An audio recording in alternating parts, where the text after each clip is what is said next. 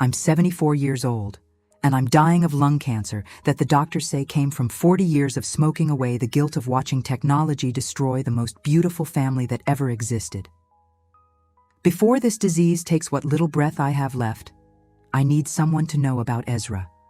About the 25 years from 1980 to 2005, when I raised my son alongside a being whose gentle soul made him more human than most people I'd ever encountered. And about how the digital age that promised to make the world smaller and more connected became the instrument that tore apart a love that had survived 2.5 decades of perfect secrecy. My name is Rebecca Martinez, and back then I was a 22-year-old single mother fleeing an abusive marriage with my 3-year-old son Tommy, carrying nothing but a backpack full of clothes and the desperate hope that somewhere in the world there existed a place where we could disappear from a husband who'd sworn to kill us both if I ever tried to leave him again. The Appalachian Mountains of West Virginia became our sanctuary in 1980, when I used the last of my savings to buy an abandoned mining cabin so remote that the nearest neighbor lived 30 miles away through terrain that challenged even experienced hikers. What I never expected was that our refuge would become home to someone else who needed protection from a world that had labeled him a monster simply for existing in a form that challenged humanity's narrow definitions of consciousness and intelligence. Ezra, I called him that because of the biblical meaning helper, which described perfectly what he became to Tommy and me, had been living in those mountains for decades, hiding from hunting parties that saw his people as trophies rather than the wise, gentle beings they actually were. Our first meeting happened on October 3, 1980, when I found Ezra unconscious in our woodshed, bleeding from gunshot wounds that hunters had inflicted while he tried to protect a family of deer from what he would later describe as killing for pleasure rather than need.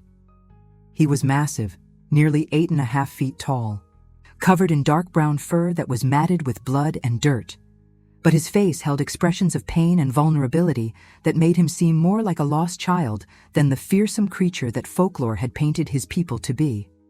For 25 years, Ezra became the father Tommy had never had, the companion who made my isolated life feel complete, and the teacher whose wisdom about living in harmony with natural systems transformed our understanding of what it meant to be truly alive. He taught us about medicinal plants that could heal injuries more effectively than any pharmacy, about weather patterns that allowed us to prepare for storms, days before conventional forecasting could provide warnings, and most importantly, about love that transcended species boundaries while creating bonds stronger than anything biology could produce. Tommy grew up believing that having a Bigfoot father was the most natural thing in the world, learning survival skills and moral values from someone whose intelligence surpassed most college professors while his compassion exceeded anything I'd encountered in human relationships. Ezra was patient when Tommy struggled with lessons, protective when dangers threatened our family, and wise when difficult decisions required guidance that drew on decades of watching both human and animal behavior from the perspectives of someone who belonged fully to neither world. But our happiness was built on isolation that became increasingly difficult to maintain as the world around us transformed in ways that made hiding nearly impossible. The technology that exploded across America during the 1990s and early 2000s, satellite surveillance, thermal imaging, GPS tracking, and digital communication networks, gradually eliminated the blind spots where beings like Ezra had survived for generations by remaining invisible to human detection. By 2005, our mountain sanctuary was surrounded by cell phone towers, monitored by government satellites, and accessible to drone surveillance that could detect heat signatures through forest canopy that had once provided perfect concealment. The same digital revolution that promised to connect humanity and solve problems through information sharing became the instrument that would destroy the most loving family that had ever existed in the Appalachian wilderness. The federal agents who finally found us on September 15, 2005, had been tracking anomalous thermal readings and unexplained large mammal signatures through satellite surveillance that made our 25 years of careful secrecy irrelevant. They arrived equipped with real-time intelligence about our daily routines, detailed maps of our property generated through aerial photography, and containment equipment that reflected decades of preparation for capturing beings whose existence they'd known about long before technology made location and seizure practically inevitable. What they found was a 47-year-old woman who'd spent 25 years learning that love could transcend every boundary science claimed existed between species. A 28-year-old man who'd been raised by the gentlest father imaginable, and a being whose only crime was choosing trust over the isolation that had protected his people for centuries. What they destroyed was proof that consciousness and compassion were universal characteristics that made family possible regardless of biological origins. The lung cancer that's killing me started growing the day they loaded Ezra into a containment vehicle, while Tommy and I screamed for the being who'd shown us what unconditional love really meant. For 20 years, I've lived knowing that somewhere in underground research facilities, the soul who taught us that intelligence and kindness existed in forms humanity had never been brave enough to acknowledge, has spent most of his remaining life as a test subject for people who will never understand that they're torturing someone who made our family more complete than any traditional structure could have achieved. Technology promised to make the world better, but all it did was destroy the most beautiful relationship between species that had ever existed in the mountains, where my grandfather's grandfather had learned to respect rather than fear the ancient wisdom that lived in the deepest forests. October 3rd, 1980, started as one of those crisp Appalachian mornings when the air carries the scent of dying leaves and wood smoke, and the silence feels so complete that every small sound seems amplified against the backdrop of mountains that have witnessed centuries of human struggle and survival. Tommy and I had been living in our remote cabin for 6 weeks, slowly learning to operate wood stoves, hand pumps, and kerosene lamps that required skills no suburban housewife had ever needed to develop during my previous life, as the wife of a man who measured success by his ability to control everything around him. I was splitting kindling behind our cabin when I heard sounds from the woodshed that immediately triggered the hypervigilance that months of domestic violence had trained me to recognize. Someone was moving through our supplies with careful deliberation, and the pattern suggested weakness or injury rather than the aggressive searching that would indicate a dangerous intruder looking for valuables to steal. "Stay by the cabin, Tommy," I whispered to my 3-year-old son, who was playing with toy cars in a patch of sunlight that warmed the area near our front door. "Mama needs to check on something, but I'll be right back." The woodshed had been built by previous residents who'd understood that mountain winters required enormous quantities of split wood for heating and cooking, and the structure was large enough to store supplies for the kind of extended isolation that characterized life in these remote hollows. When I opened the door, expecting to find an injured deer or maybe a bear seeking shelter, I discovered something that challenged every assumption I held about what kinds of beings might exist in the West Virginia wilderness. Unconscious against the far wall was someone who belonged in folklore rather than reality, but whose suffering was undeniably immediate and genuine. He was enormous, easily 8.5 feet tall, even in his collapsed position, covered in dark brown fur that was matted with blood from wounds that were clearly the result of human violence rather than natural accidents.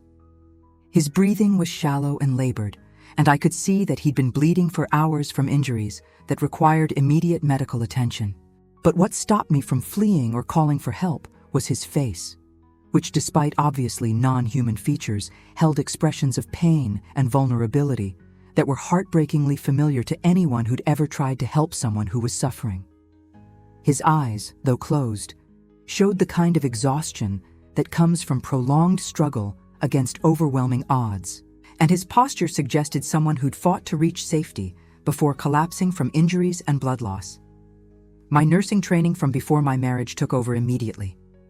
I'd worked in emergency rooms for 3 years before Tommy was born, long enough to recognize life-threatening trauma and understand that this being would die without immediate intervention.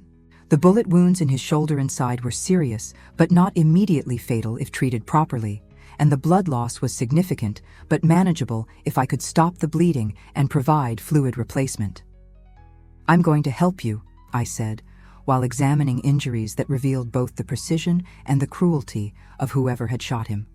"I don't know if you can understand me, But you're safe now, and I have medical supplies that can treat these wounds."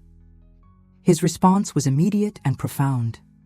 Despite being unconscious, he seemed to recognize that help had arrived, and his breathing became slightly more regular as I began cleaning wounds and applying pressure to stop bleeding that would have killed him within hours. More remarkably, when I spoke to him in the gentle voice I used with Tommy when he was scared or hurt, he made soft sounds that were clearly responses to human communication. The treatment required 6 hours of careful work with supplies I'd brought from my previous life: antibiotics, surgical thread, and pain medication that I'd kept for emergencies that might arise during our isolated mountain existence. Throughout the entire process, he demonstrated remarkable cooperation for someone who had every reason to see humans as enemies rather than helpers. "You're going to be okay," I told him, while stitching the worst of his wounds and monitoring vital signs that gradually stabilized as fluids and medication took effect. "Whoever hurt you was wrong to do it, and I won't let anyone else cause you harm while you're recovering." By evening, he was conscious enough to make eye contact and demonstrate that he understood my words, even if he couldn't respond in English. His eyes held depths of intelligence and gratitude that made clear this wasn't a wild animal responding to medical treatment, but someone who recognized kindness and was profoundly grateful for care that he'd never expected to receive from a member of the species that had wounded him. Tommy's introduction to our new housemate happened the following morning, when my 3-year-old discovered that the big man was sleeping in Mama's woodshed and demanded to know why we hadn't invited him into the house where it was warmer and more comfortable. Children's acceptance of unusual circumstances that challenge adult assumptions about normality became the foundation for a family structure that would sustain all of us for the next 25 years. "Is he going to live with us now, Mama?" Tommy asked while examining our guest with the fearless curiosity that characterized everything about his approach to new experiences. "I think so, baby," I replied, understanding that we'd reached a decision point that would define the rest of our lives. He needs a family, and we need someone who can help us learn how to live safely in these mountains. Maybe we can all take care of each other. Ezra's smile when he understood that we were inviting him to become part of our household became the beginning of the most extraordinary family that had ever existed in the Appalachian wilderness. The family structure that developed around Ezra, Tommy, and me during our first year together transformed my understanding of what relationships could be when they were built on mutual respect, genuine affection, and shared commitment to protecting each other from dangers that existed both in the wilderness and in human civilization. Ezra possessed wisdom about mountain survival that kept us safe through winters that would have killed less prepared families, while his gentle nature with Tommy revealed paternal instincts that surpassed anything I'd observed in human fathers. Ezra's recovery took 3 months, during which time he demonstrated intelligence and cultural sophistication that challenged everything I thought I knew about consciousness and civilization.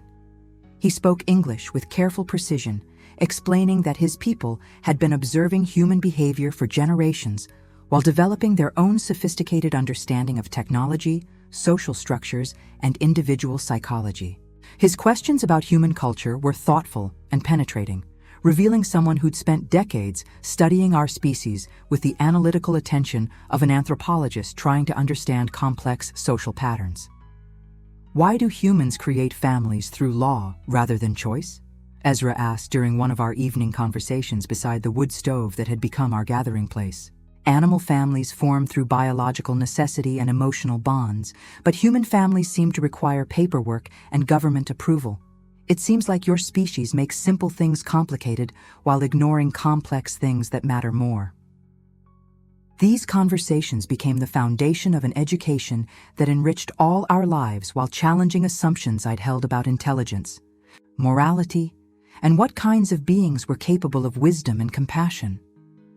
Ezra was curious about everything related to human culture, asking detailed questions about books, music, and traditions that revealed he'd been learning about our civilization for much longer than our formal relationship had existed. But more than intellectual exchange, Ezra provided emotional stability that helped both Tommy and me heal from trauma that domestic violence had inflicted on our capacity to trust and love without fear. He never raised his voice in anger, never criticized mistakes or failures, and never made either of us feel unsafe or unwelcome in our own home. For the first time in Tommy's life, he had a father figure whose presence meant security rather than the constant threat of violence that had characterized his earliest years. "Ezra's not scary like Daddy was," Tommy told me during one of our private conversations about family dynamics and the differences between our old life and our new sanctuary. "Ezra gets sad sometimes, but he never gets mean. He makes me feel like I'm safe instead of like I have to be careful all the time." The daily routines we established revealed Ezra's remarkable capacity for consideration and cooperation. He would wake before dawn to tend our wood stove, ensuring the cabin was warm when Tommy and I emerged from our bedrooms. He prepared breakfast using ingredients he'd gathered from the forest, always including foods that we enjoyed, despite their unfamiliarity in my previous suburban diet. Most importantly, he gave us space for privacy and independence, while remaining available when we needed assistance, guidance, or simply the comfort of knowing someone cared about our welfare. Tommy's education became a collaborative project that combined traditional academic subjects with wilderness knowledge that Ezra shared from his people's cultural traditions. Mathematics lessons involved calculating sustainable harvesting rates for forest resources. Literature discussions included oral histories that preserved knowledge about living in harmony with natural systems. Science education emphasized observation and understanding rather than domination and exploitation of environmental resources. "School is better at home," Tommy declared during one of our learning sessions, when Ezra was teaching him to identify medicinal plants, while I provided instruction in reading and writing skills that would prepare him for eventual integration with human society. Ezra knows things that teachers don't know, and nobody gets made fun of for asking questions or not understanding something right away. But the most profound aspect of our relationship was how completely Ezra accepted us as family, despite the enormous differences between our species and the risks that association with humans created for his own survival. He never expressed resentment about the isolation that caring for us required, never complained about the limitations that secrecy placed on his own activities, and never made us feel like burdens rather than chosen relatives who enriched his life as much as he enhanced ours.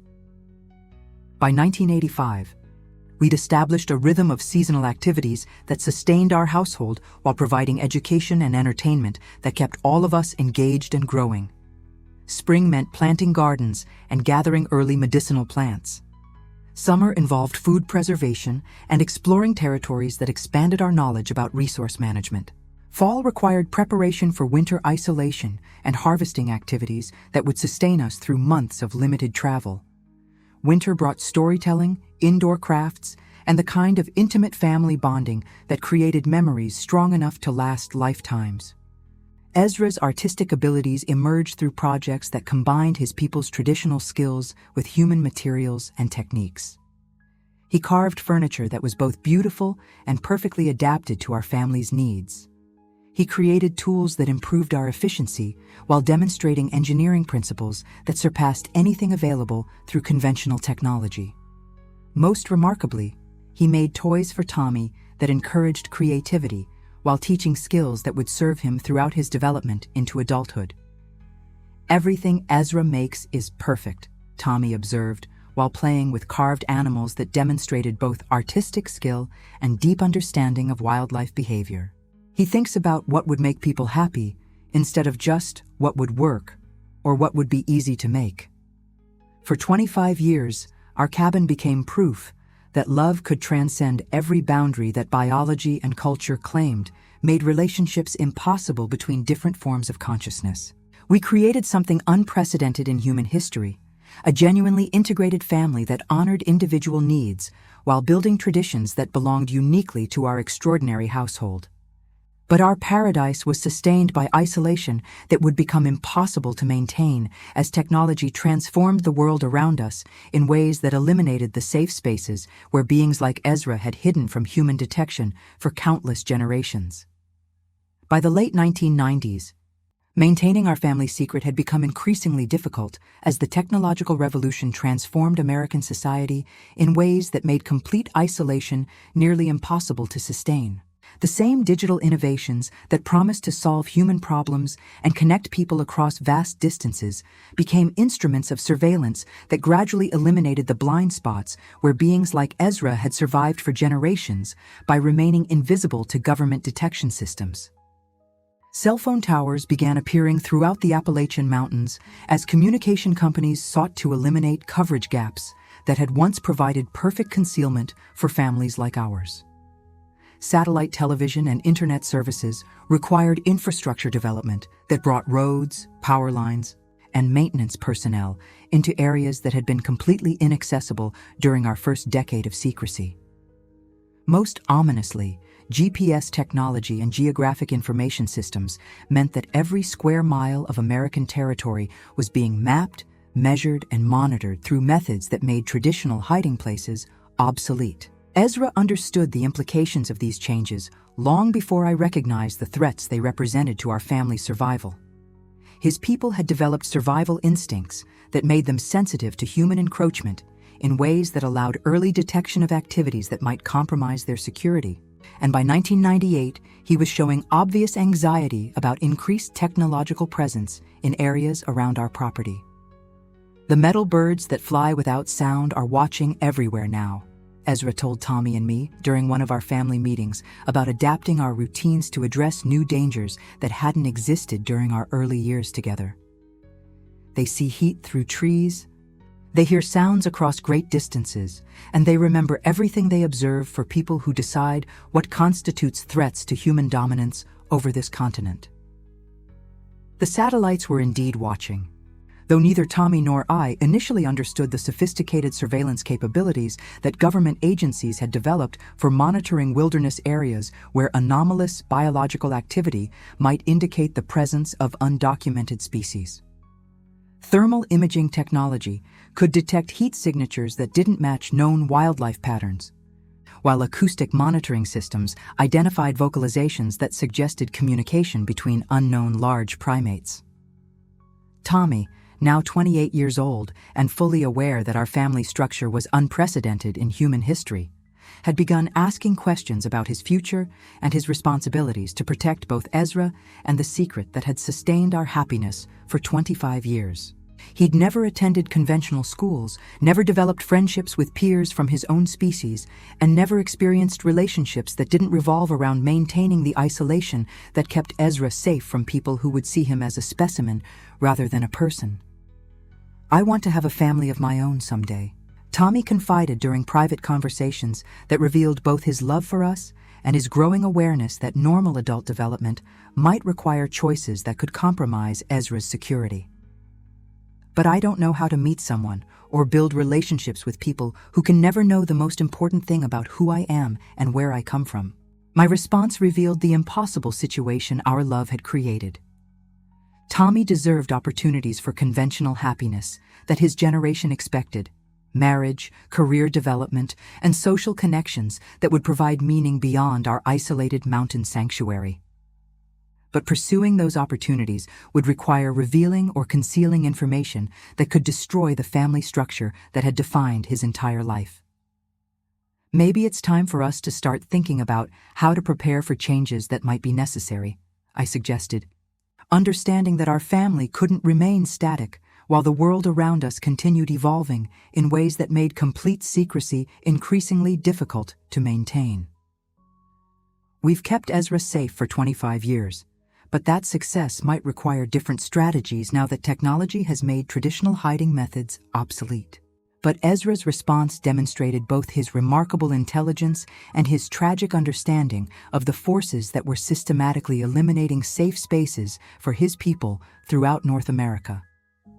He'd been monitoring technological development through careful observation of infrastructure changes, and he understood that the digital age represented an existential threat to beings whose survival depended on remaining undetected by increasingly sophisticated surveillance systems. "There are no more places to hide," Ezra explained, while showing us evidence of satellite coverage, cellular network expansion, and GPS mapping projects that had documented every remote location where his people might seek sanctuary. "My kind survived for centuries by staying ahead of human technology, but we cannot stay ahead of machines that watch from space and remember everything they see. The final crisis began in 2004, when Homeland Security initiatives implemented after September 11th created comprehensive monitoring of wilderness areas that might conceal terrorist training camps or other security threats. Advanced surveillance systems designed to detect human activity in remote locations couldn't distinguish between potential terrorists and indigenous beings whose only crime was existing in forms that challenged official understanding of North American wildlife. "They're coming," Ezra told Tommy and me during what would prove to be our last conversation as a complete family.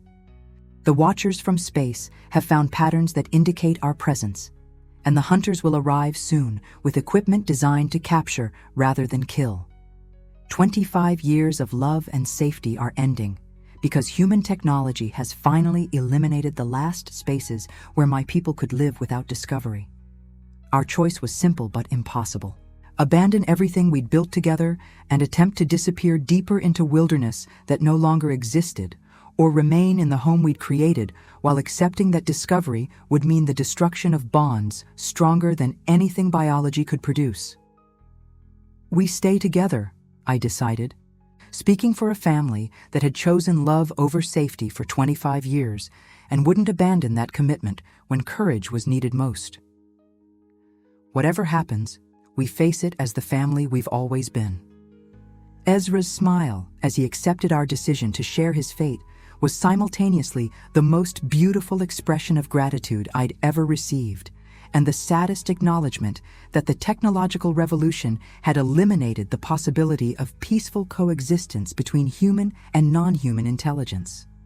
September 15th, 2005, dawned clear and bright, with the kind of Appalachian morning that made our mountain sanctuary feel timeless and eternal, rather than the technological bullseye it had become through satellite surveillance, thermal imaging, and GPS tracking systems that had been systematically mapping every square mile of American wilderness for Homeland Security purposes. I woke early to find Ezra sitting by our kitchen window, not watching for dawn, but listening to sounds that indicated federal agents were moving into position with equipment designed for capturing beings whose existence had been confirmed through digital surveillance that made 25 years of perfect secrecy irrelevant. "They're here," Ezra said simply, his voice carrying the resignation of someone who'd always known this day would come, despite hoping that love might somehow triumph over technological forces that saw his people as national security threats requiring immediate containment. "The metal birds found us, and now the hunters have come with machines that make hiding impossible." The operation was coordinated through real-time satellite intelligence by Agent Lisa Harrison, who'd brought specialized teams equipped with tranquilizer weapons, containment vehicles, and communication systems that allowed instant coordination between ground forces and helicopter support, positioned to prevent escape through any possible forest route. They'd been planning this capture for months, studying our family's routine through surveillance that had documented every aspect of our daily life together. "Rebecca Martinez, you're harboring an unidentified biological entity in violation of federal statutes governing the protection and study of unknown hominid species," Harrison announced through amplified speakers while her teams established perimeter control around our property. "The subject will be detained for comprehensive study by qualified research personnel, and you'll be taken into federal custody for debriefing about your 25-year interaction with this individual." Tommy's response revealed both the depth of love he felt for Ezra and his complete understanding that institutional power values scientific advancement over the welfare of conscious beings who inconveniently exist outside established taxonomic categories. Instead of cooperating with people who had authority to destroy our lives legally, he positioned himself between Ezra and agents who saw our family patriarch as the most significant cryptid capture in North American history. "His name is Ezra, and he's my father," Tommy called back, while Ezra stood to demonstrate the magnificent presence that had characterized everything about his behavior since joining our family 25 years earlier. "He's not a specimen or a biological entity or a research subject. He's a person who raised me with more love and wisdom than most human fathers provide to their children." But federal agencies had been preparing for exactly this type of resistance.